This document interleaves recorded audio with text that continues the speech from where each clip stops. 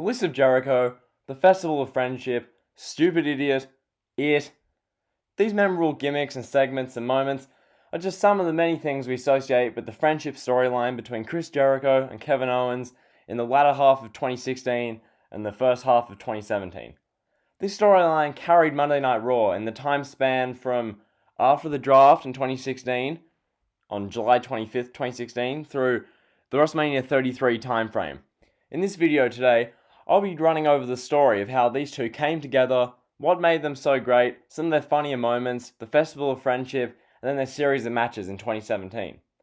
I'll begin by looking at Chris Jericho's comments on the program with Owens in an interview with Inside the Ropes and Kenny McIntosh specifically.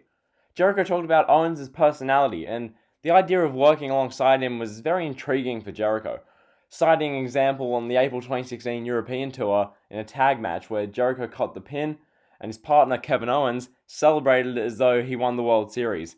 Owens was shouting that Jericho's the GOAT and Owens is the donkey, which right there, like, I personally can picture that. I'm sure you guys can. It's just hilarious. Owens being Owens. Apparently Vince McMahon loved it. He was pissing himself laughing backstage. So right there, the seeds were planted for something to do with Chris Jericho and Kevin Owens. So from here, I'll pick the story up at the 2016 WWE Draft. Chris Jericho went with the 15th pick to Raw. Kevin Owens went with the 18th pick also to Raw. This put a chip on Owens' shoulder and was somewhat of a catalyst for him to really take over Raw in those latter months of 2016. So on the August 1st Raw show, Jericho teamed with Charlotte in a mixed tag match against Enzo Amore and Sasha Banks, which, a match like that, WWE always do that. They just throw two feuds into one. Jericho was feuding with Enzo and Cass. Charlotte and Sasha at that time, so they tossed into this tag match. Kevin Owens was on commentary, talking about how unimpressed he was with Enzo, Cass, and Monday Night Raw altogether. It was a very entertaining match.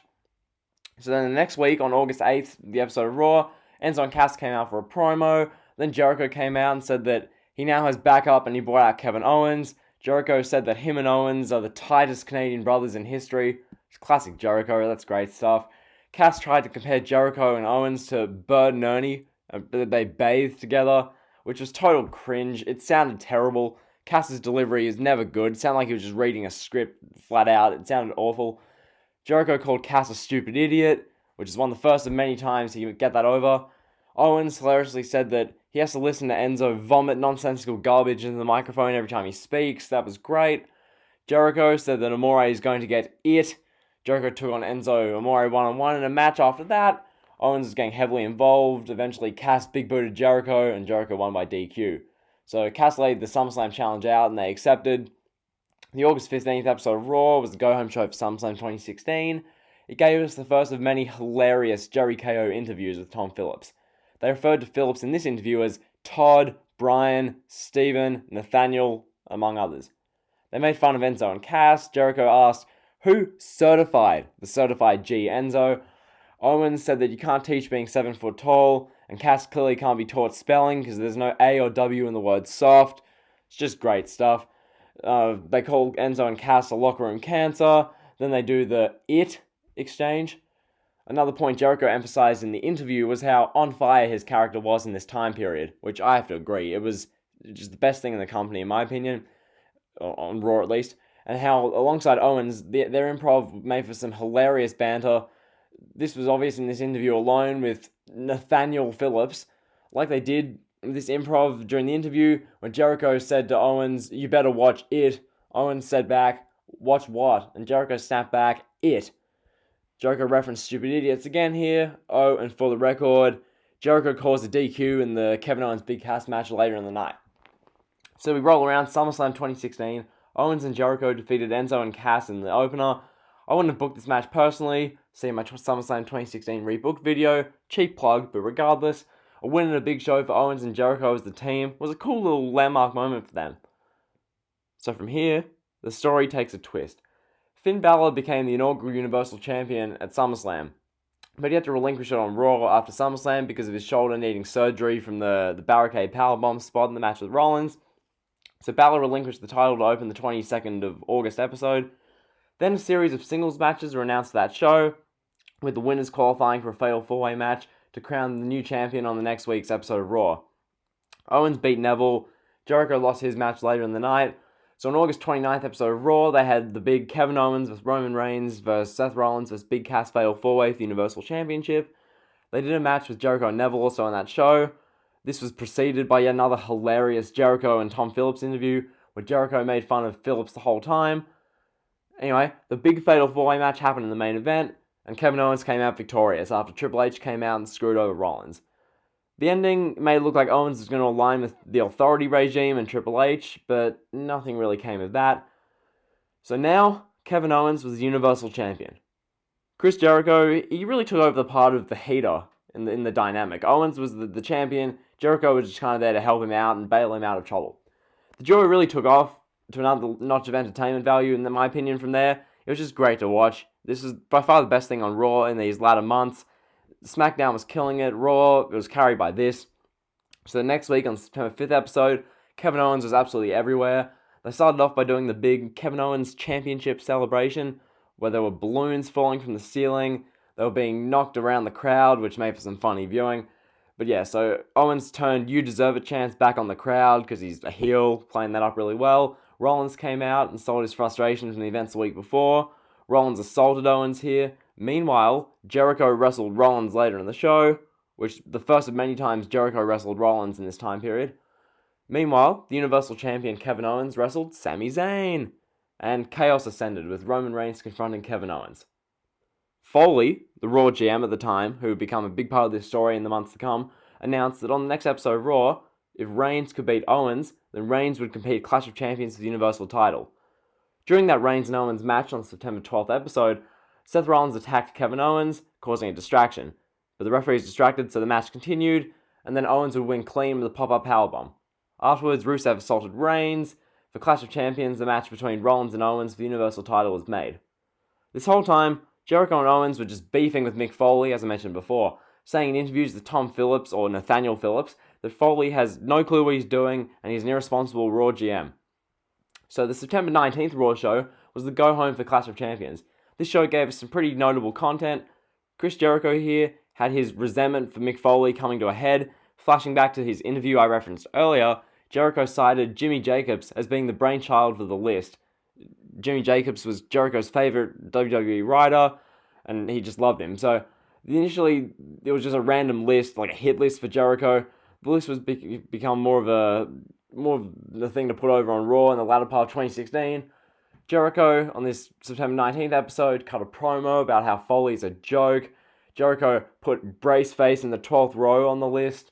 This was just great stuff. The debut of the list, so fun to watch. Jericho was just incredible at what he did with the list, and we'll continue on. So, later on that show, there was a steel cage match with Owens and Reigns.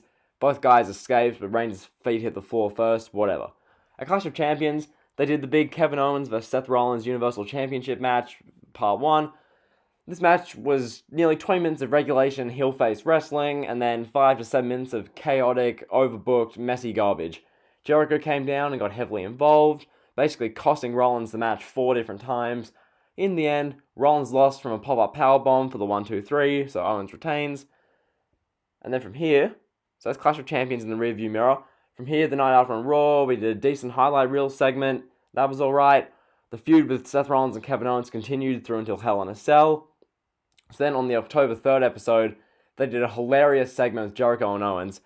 This summed up, for me, this segment summed up their whole friendship dynamic. So Chris and Kevin, they're talking about how they're the best of friends, the best tag team in the company. So they challenged the New Day for the tag team championships. Jericho said that they'll make history if they win the tag titles. He said, quote, "We would be the best tag team and Universal champions." Jericho's just hilarious.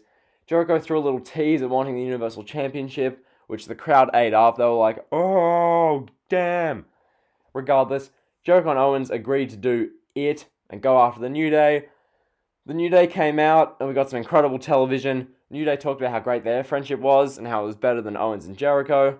Then, Jericho put Kofi on the list. Big E and Woods were laughing. Jericho put Big E on the list. Woods was laughing. Jericho put Woods on the list. The crowd was absolutely loving this. Jericho's delivery, along with Owens, was great. The New Day sold this so well. And then Jericho put Woods on the list again moments later. This was just excellent stuff. They would do the New Day versus Jericho or JeriKO match later on in non-title action. Rollins would interfere, and Jericho got pinned after a midnight hour.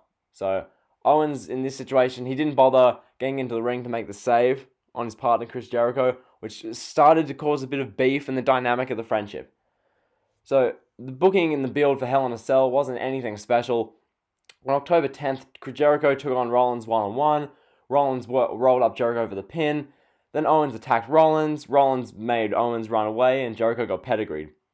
They basically did the exact same thing on October 17th Raw show, because this company is lazy and can't think of any other way to book these characters. Rollins beat Jericho yet again for the second straight week, and Owens just walked off. He did nothing about it. So backstage on the 17th episode, they did a segment where Jericho and Owens had an argument, which was a great way to build tension between them and really begin to tease a split, which was an ongoing theme with Jericho and Owens. They wanted to tease the split, but never really quite do the full thing, which they do numerous times with the tease. So the go-home show for Hell in a Cell saw Chris Jericho lose the list. This became a hilarious one-night storyline with multiple backstage segments featuring Jericho, him talking to Stephanie and Braun Strowman, the main notable ones. Finally, Jericho got it back. He got it back from Braun Strowman before putting Braun on the list, which was hilarious. Then we got a triple threat match later in the night with Rollins against Owens and Jericho. JeriKO absolutely dominated and won easily. Or so we thought. Rollins pinned both of them at the same time and won, which is just terrible booking. Rollins pinning Jericho and Owens at the same time. Like, only this company. That leads us into Hell in a Cell, where Rollins challenged Owens for the Universal title. The match was really good, and the ending saw Jericho get the key cell, locking himself in the cell. Then Jericho double-team beat down Rollins until he got pinned. So Jericho helps Owens retain the title yet again. From there, they did the build to Survivor Series 2016. I'll brush over most of this. Nothing really interesting happened with the Jericho and Owens dynamic because of the Team Raw format. Basically, they just had Owens, Jericho, Reigns, Rollins, and Strowman all on Team Raw, and none of them got along throughout the build, which made for alright TV. They had a United States title match with Jericho and Reigns on the October 31st Raw, then in a DQ mess because of Rollins. On the November 7th, in the show, they did a Fatal 5-Way with all the aforementioned Team Raw guys. On November 14th, they randomly had Owens and Reigns team up against The Bar, so that was nothing special. At Survivor Series, Team Raw lost, with Owens and Jericho being eliminated in the middle of the match, so whatever. The night after Survivor Series, we had a great Universal Championship no DQ match between Seth Rollins and Kevin Owens, with Chris Jericho banned from ringside. The match was great. Then they had Rollins in the ringside barricade. Jericho in a mask shoved Rollins off the barricade. Rollins pedigreed Jericho onto the floor. Then Owens hit an apron powerbomb to Rollins and pinned him to retain the title. So that was alright. Something progresses for once there, so okay. November 28th Raw gave us a highlight reel with Owens and Reigns. Owens said that he doesn't need Jericho, while Jericho was standing right there. Jericho then had an outburst at Owens backstage and walked off, so really getting that tension going again. Roman Reigns basically stirring the pot throughout this, trying to get them to separate and give more tension for them. This continued on December 5th as Reigns tried to divide both guys, but they both stuck together with their friendship. There was a US title match between Reigns and Jericho, and Owens basically cost Jericho the title, so that really helped the divide get stronger and stronger. On December 12th, they did the Rollins report with Kevin Owens, that was a good segment. Rollins tried to further divide Jericho and Owens' friendship. The two heels, quote unquote, beat down Rollins, and then Reigns came down, got massively booed, and made the save. At Roadblock, we got Rollins beating Jericho clean, and Owens beating Reigns by DQ to retain the Universal Championship. From there, I'm going to jump through the Royal Rumble. The only real notable thing in this build was on January 9th in a handicap match for the US Championship where JeriKO beat Reigns, so Jericho won the US title, that was cool. So Owens had the Universal title, Jericho had the US title. That was cool, that was great, really furthered things. As for the Rumble match itself, basically Owens retained over Reigns as Jericho was suspended in a shark cage above the ring, which was kind of cringe, I'll be honest. It didn't do much for me, it was not very good. The whole build to that, as I said, was just on and off with the friendship beef with Jericho and Owens. It was alright, it was good television at points, not the best at other points, but it was the best thing of Raw overall. And then we get to the Festival of Friendship. As Jericho said in that interview, it was held in Las Vegas for a reason, and on that date as well, he wanted the chorus line dances, Friendship the Magician, and then the Owens attack at the end. They got to Raw that day, and they found the finger touch painting had been done, that was brilliant. That was amazing, just such a cool painting, really added to the segment. Owens pitched the idea of the list of Jericho. That was great. Vince wasn't at Raw that day, so all hell broke loose. Triple H wanted Owens to attack Jericho immediately. Triple H was adamant that the segment would be overdone and excessive. Jericho was adamant that it needed to be like the Red Wedding from Game of Thrones drama-wise, which ended up being basically that. They obviously went with the segment they did and killed it. It was amazing. Triple H texted Jericho afterwards saying how great it was. Jericho's mind for the business and storytelling was just top-notch. Like, in that interview when he explained this, I was just thinking, wow, so intelligent, this guy. It was great stuff. Great to hear him talk. So that's what Jericho said about the Festival of Friendship. Personally, I thought the segment was absolutely incredible to watch. The way they had Jericho come down, be all comedic in the first half, all the line dances, Friendship the Magician, and the setup of the whole thing. It was great television, loved it. To the second half, which slowly transitioned into a more serious, emotional Jericho, before that final moment at the end when the turn came from Owens. Jericho pulled out the list of KO from the box. Jericho couldn't tell that it said KO on it, but us as the audience, we could see that, which made for amazing drama television. The attack happened, and all was sorted. A crazy set of events in the Festival of Friendship. I'm on the many who believe that it was one of the best segments in Raw history. That's my personal belief, purely from the storytelling perspective that it put forth. The turn of Owens after 7 months working alongside Jericho, it was brilliant, played off so well, came at the right time in my opinion, and that was great. So from there, they had Owens lose the Universal title to Goldberg in no time at Fastlane, which was god-awful booking. That made Owens look incredibly weak. It did nothing for him. It damaged what they did for 6 months building up to that, and was very short-sighted. It all tried to build up Goldberg-Brock, which you could have had Owens look a bit more respectable than getting beaten in a minute by Goldberg, but regardless.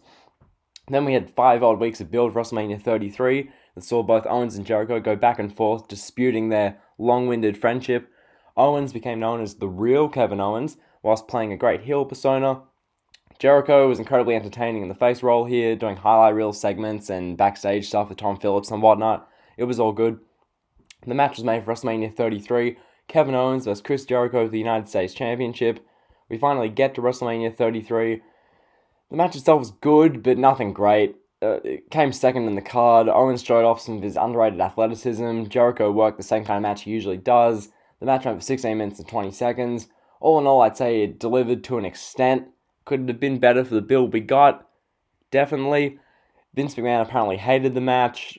I don't understand why, personally, but regardless, the reason I'm hardly going into detail about the match is, as Jericho said himself, this is all about the story.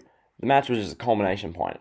So, Kevin Owens won the United States Championship at WrestleMania 33, in what was only the second match on the card. They followed AJ Styles and Shane McMahon, which was a weird spot for it. If you're going to have Styles and Shane open, you might as well have Jericho and Owens open, because that open is nothing special. Regardless, we're at the final home stretch of this storyline. The final little part of this was the build-up to a rematch of the 2017 Payback show. In this match, Jericho won back the United States Championship from Owens, a move which Jericho lobbied for because it would swerve the fans. Because the predictable thing you'd do was you'd have Jericho lose a Payback in the rematch, and then go after two with Fozzy, because everyone just expected that. But yeah, Jericho win, good swerve, final little swerve in the story. Owens, then 2 nights later on SmackDown, won the title back, and then that was that, really. Jericho, he'd come back a month or two later, and have a triple threat match for the US title with Styles and Owens, and then Styles would win the title, and it was good stuff there. But realistically, that was the end of the storyline. That was, in summary, Jericho and Kevin Owens' friendship.